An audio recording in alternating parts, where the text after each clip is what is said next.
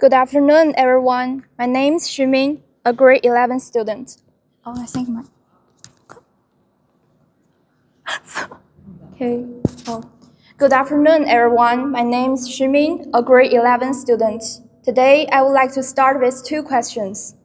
Number one, why do we exist? Number two, what is the meaning of individual?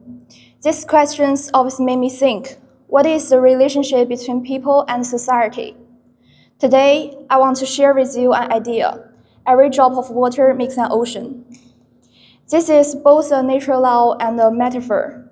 Our experience, our personalities, our choices, and our actions are like drops of water that come together to form us and gradually flow into the ocean of society.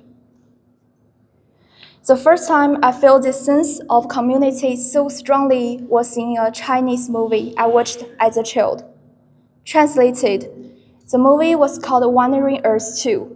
In that scene, the Russian astronauts start the engine with their last breath, and the American astronauts smile through the explosion and says, "We did it."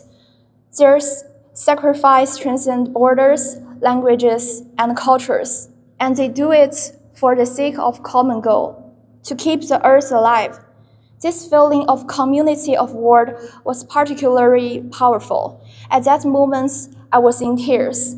I realized that we do not exist in isolation, but are part of a global family. When I was in junior high school, I often donate books to children who stayed in the mountains. I picked out some short stories by Chekhov and some children's literature picture books, which I hoped would open a window for the children to see a wider world.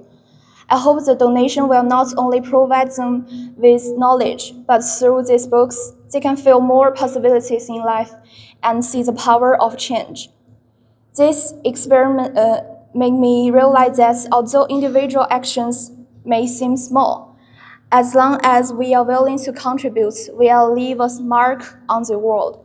Of course, I have been in the days of emptiness and thoughts of giving up, but in those moments, my friends have been there for me, encouraging me, and one friend wrote to me. She said, "No matter what happens, you are not alone." This word made me realize that even though we are small drops of water, when we are connected to each other, we can come together as a warm current. Society is the ocean, and each of us is dropping it. Every experience shapes us and we influence the world. If we are willing to connect with each other, the world will not be cold anymore, but instead will have a little more warmth and a little more hope.